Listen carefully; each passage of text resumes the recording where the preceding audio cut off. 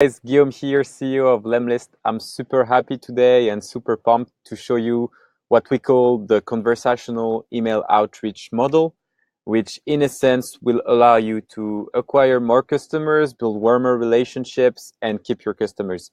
So in this presentation, we're actually going through every single steps we're going through at lemlist to acquire customers, and I'll share also like real life examples. I hope you enjoy it, and in any case, you can always reach out and give your feedback, send comments. I'll reply to any email, any message I receive, so feel free to reach out anytime. So basically, like our method and our conversational email outreach is based on 3 points, which is really like understanding your target, then having a highly personalized email approach, and finally, always provide value and build relationships. So if you look at those 3 steps, first of all, about the target understanding. So that's where we're going to go through, and I'll show you point by point how to get your target, how to understand your target, and how to craft the right message.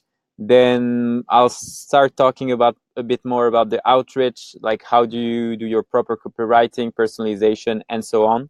And finally, how to use all that learning to actually use different other channels to really like increase your conversion rate and get like higher conversions, higher like rate of customers.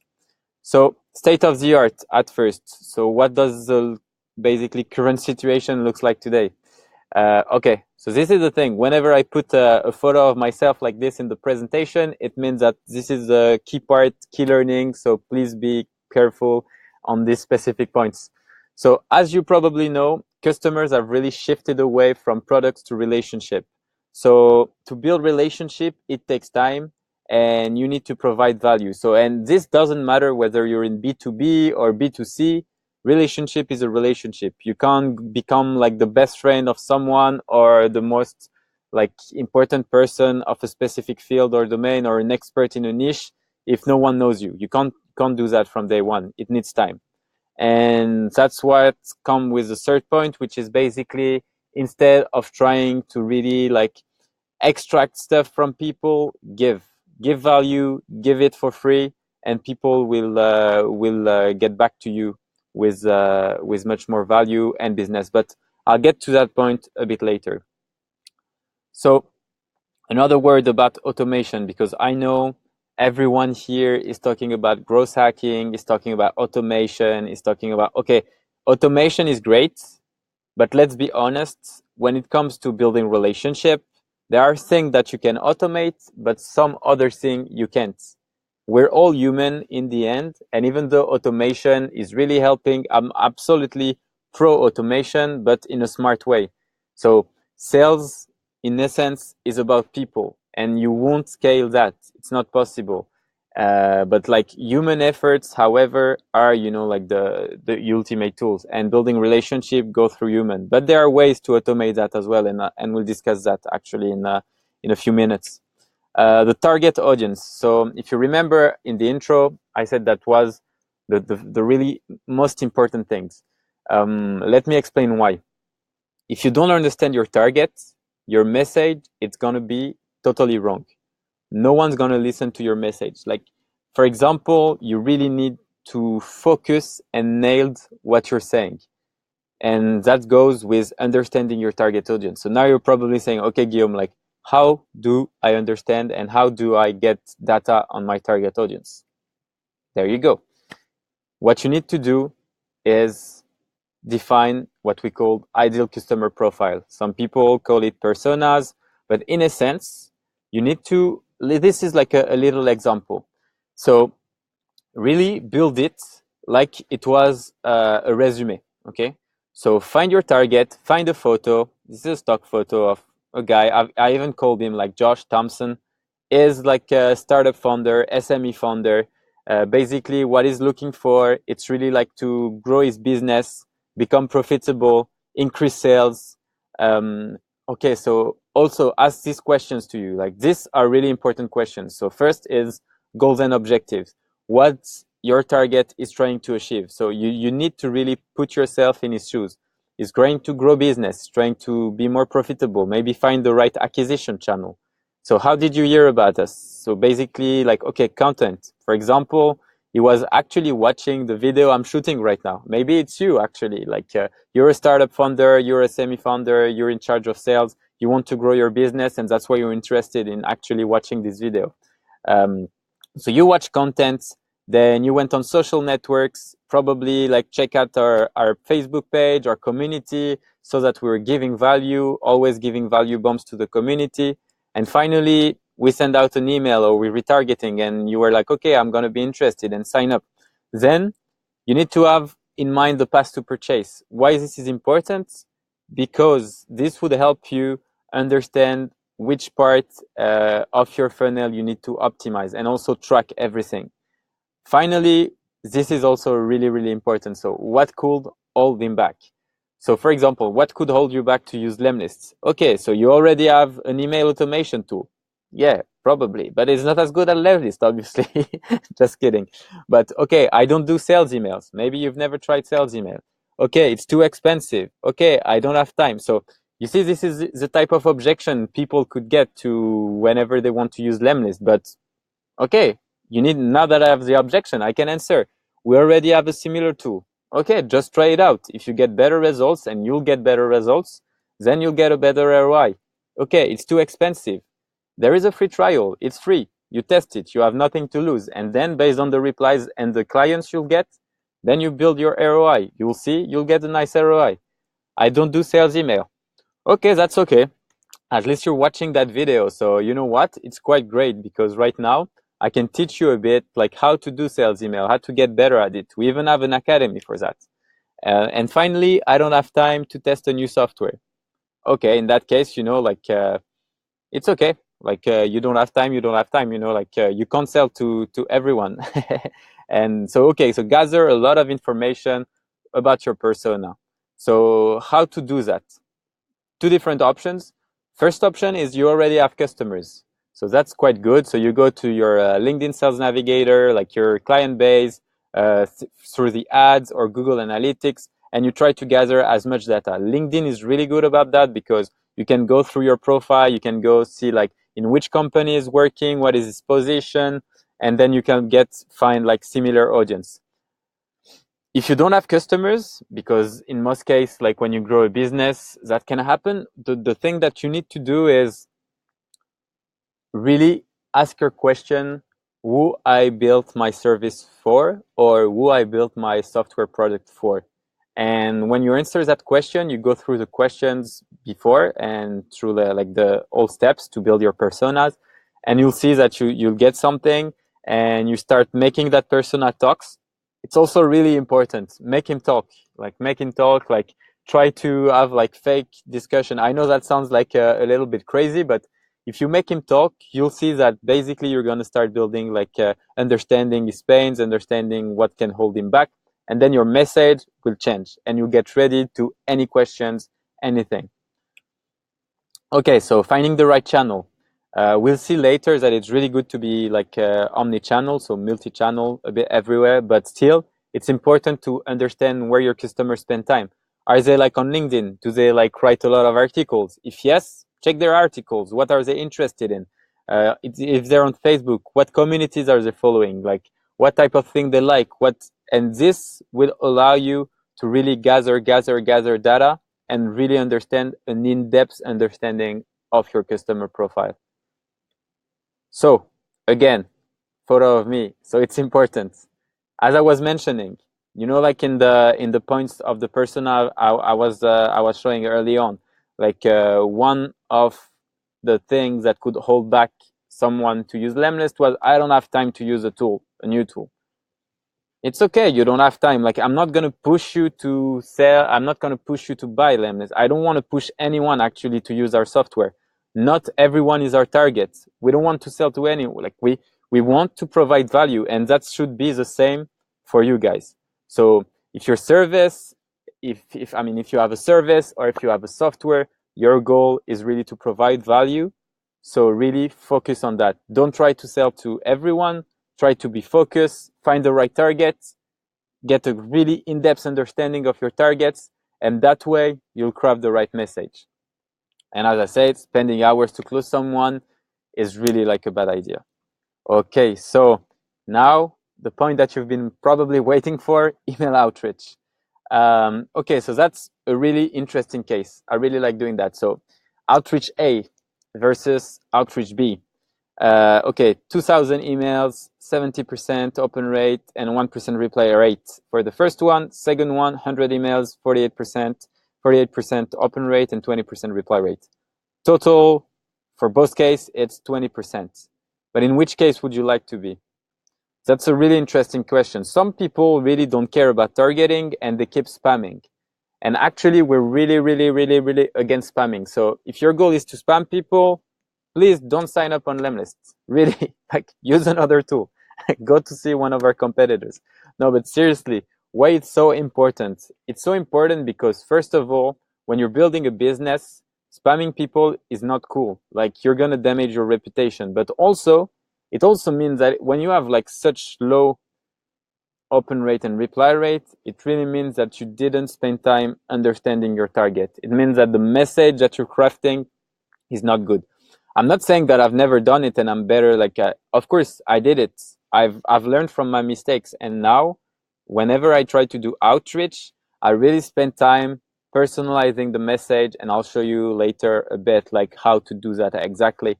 But this is really important. This is extremely important to get like the higher reply rate possible, higher open rates, and so on. So again, an important part. So you need to make people talk whenever you're like having like a demo. So you get a positive reply, that was great. So now you really need them to talk, like make them really, like you need to understand what's the pain point, so you'll be able to craft like a better message. And your goal is not to announce the problem. Like whenever I receive an email and someone is saying, you're probably facing this problem, I'm like, oh my God, another problem. Do I really want a problem, or do I want a solution? Like what would you prefer?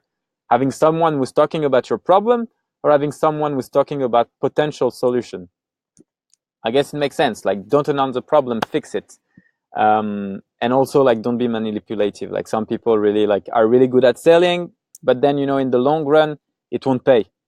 Be true to yourself, be true to your service, and really like build relationship. That would be key. Finally, like obviously, like whenever you're doing that, you'll see that you're building meaningful relationships, which will lead in social proof, happy people. You can use that and build like more trust. The more trust you get, the easier it gets for you to then like close deals and get more customers. So you want an example? What personalization is not? Dear first name, my name is blah, blah, blah. You're probably facing problem. Woohoo! Let's find the time to have a chat and discuss. Okay, so the guy put a call to action. Very good. But actually, like, you see, like, I received so many emails like that. Like, I think maybe like 90% or 95% of my emails look exactly like the one on the left, like what personalization is not. So if you want to be different, if you want to get customers out of email, then really like don't do that. I think what you can do, a very good exercise if you want, is go through your mailbox, check all the sales prospecting email that you've received and you were like really annoyed and say like, oh, someone's spamming me again. You take that and you take that as an example of something that you shouldn't do. Like change everything, go the other way. Like even here, like you see, true personalization. Okay, so I love the post that you published yesterday about, then like, okay, if they published a post, then say what's it talking about. Like you've read it, what was the interest of reading it? Like what's the value you got from there? And then you find something, find a common ground, a common approach, and then that's why you start building relationship, by providing value. Like this might be for value, blah, blah, blah, blah, blah. And then would you be interested in discussing that specific subject? That could be a call to action. And now, I'm not trying to sell. Like the thing is, whenever I do email and I try to acquire customers, my goal is absolutely not to sell. I want to understand if the persons I'm reaching out to are facing a problem I can solve. If I can't solve it, I'm not going to be, man, like, I know you're facing a lot of problem, but you should use lemlist because it's going to solve all your problem. That would be like really manipulative and absolutely not true. You know, like it's better to be good at one thing rather than be like average or low at everything. Like really, like, so know what you're good at, know what you can do, and also really know what you can't do. If you know what you cannot do, like you won't take customers. That's because in the end it will only generate like bad press for you if you can't really like provide the value that you were offering in the first place. So follow up. Okay, as I say, like we were saying like relationship is important, like you need to be human and so on, but as every single human on the planet, I assure you that everyone is forgetting things. We receive emails that we might be interested in, but sometimes it's just like, oh right, like I've read it, and then I don't know, a colleague starts talking to you like, hey, do you have a minute? Then you say yes, and then you forgot about that email. Or yeah, like this email, like I don't know why, I've read it in the morning, then I was doing something else, I forgot about it. So follow up is key. It's really, really key. And the rule is actually to send between like 4 to 7 follow up. I mean, stats, that's what they show. Like you get much more replies. And the goal with follow ups, it's this is something you can automate actually, to be honest, because bring value in your first email, follow up the second one, add some more value in the third, and add again more value. Like switch between pure follow up, like hey, first name, like just checking in, have you received my previous message? Don't want to bother you, but just thought like it was great to follow up. If I don't receive a reply, I'll send you a message in a few days, something like that, you know, because this would be actually what you'll send if someone don't reply to you, you know, in the first place. And this is something you can really easily automate. So yeah, irregular timing is better, like if you want to avoid like something like looks too automated. Make your follow-ups valuable. And finally, and this is like, please, please, please, please, please, please, please, with every single tool out there, and I'm not like, obviously lemlist has it, but please do it. Do A/B testing, check the data, focus on the data, and do experimentation. Some people ask me like, hey, why is this like specific subject line? Like, which subject line should I test? This one or this one? I'm like, test both. Like, really, sometimes, you know, people can have like really, really weird behavior facing like a subject line for any reason. Like, some word can trigger like spam trap and you don't even know about it, and no one will never know about it because it's really difficult to understand all the parameters and can affect. So testing is the only way for you to really get the best at something. And testing is not about like, okay, I'm testing just a subject line and then I'm done. You test it, you take the better one, and then you retest it, and then you take the better one, and then you retest it, and so on, and so on, and so on, and so on. Testing is a mindset. If you keep that mindset, you can get to really like absolutely perfect email campaigns, or almost perfect. Okay, so doubling down. So now that you're getting like a bit better at cold email and so on, you need to also focus on other channels. Facebook ads, so retargeting. This is like something that is really, really important. It's a bit the same, like people would see your content, people would receive, people would be interested in clicking your link, checking your website. You need to be there whenever they leave your website. I can be on your website right now, and then I have my girlfriend calling me and saying like, hey, like it's time for lunch or whatever, like you're late again. So I'm like, oh, sorry, and I have to run. Okay, that's something. And okay, I've closed your tab, I forgot about your website. I will for sure go on Facebook like 2.3 billion or even more people, which is quite a lot, you know, if you compare it to the size of the earth. So if you do retargeting, please do it on Facebook, because it's like super easy. You just have to insert like a pixel on your website tracking. Facebook take care of everything. So that's super, super cool. Then you can either like create an existing file or use your traffic. With retargeting, you'll see your conversion rate increasing, your website traffic increasing, and it's really like something that is cheap and really highly valuable. So please don't go away from that. And I don't work for Facebook, obviously, so just trust my words. So what the multi-channel strategy? First of all, when you do like ads, you're gonna you're gonna see again like what I'm saying, testing.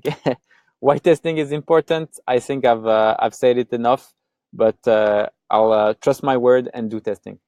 Listen to your audience. So that's really, really important. As I mentioned, you don't know why something works sometimes. You just know that it works better.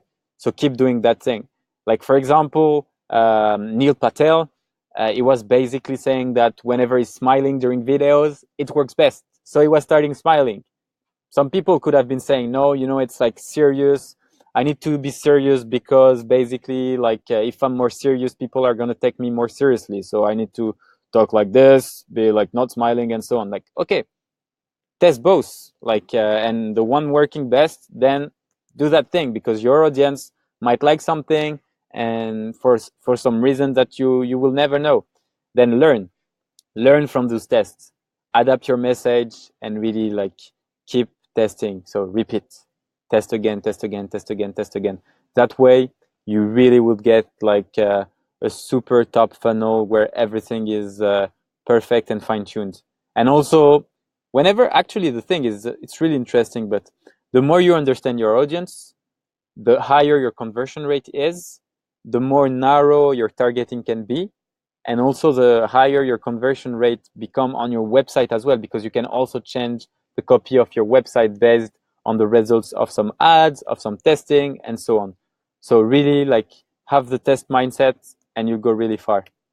Real life. Okay, it's time for real life example, because I know like a lot of stuff out there, and maybe I hope this was not too theoretical, but I really wanted to go through like those 5 steps. But I really like to get things where you can like have ideas and have real life example, because to me this is where I learn the most. So, getting 44 qualified meetings using email outreach. I know it sounds like I'm bragging about that, but still, it's a true story, and I wanted to share it. So, this is me. As you know, I'm a bootstrap entrepreneurs. Bootstrap means no funding, so we have limited resources, and we don't like spending too much money on acquisition. So what I did is I decided to volunteer for SaaStr, which is an event, in exchange for a free ticket. Knowing which people were coming thanks to the app, I was able to actually build a proper list. And since I'm also the co-founder of lemlist, I decided to use it to start doing a bit of sales prospecting, and the results were really, really, really amazing. So how does it look like?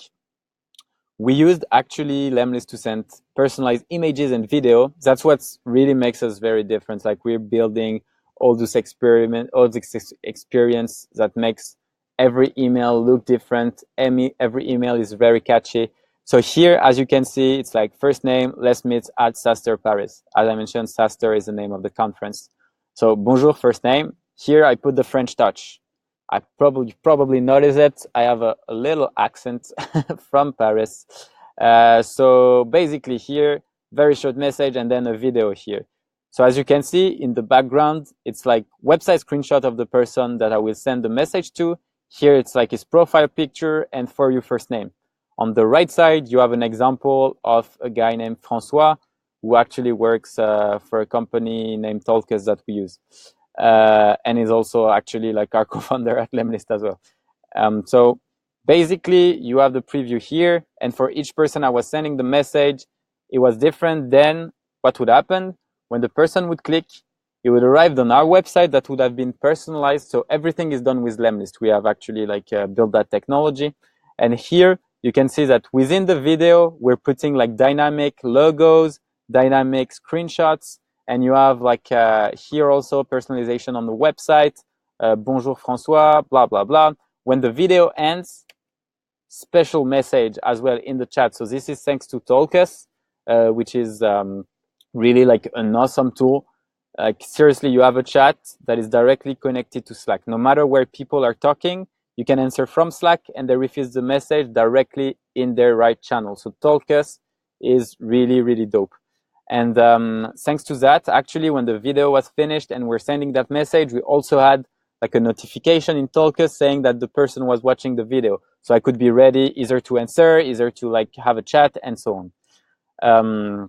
Results, because I guess that's why you were interested in. As you can see, like 422, 645. And as you know, with lemlist, we're sending emails like apart to really have the highest deliverability possible. Open rate 83%. Actually, like that was the first day, but after a few days, we reached out like almost 90%. Total meetings booked at the conference 44, reply rate 21%, click-through rate really high. So why did it work?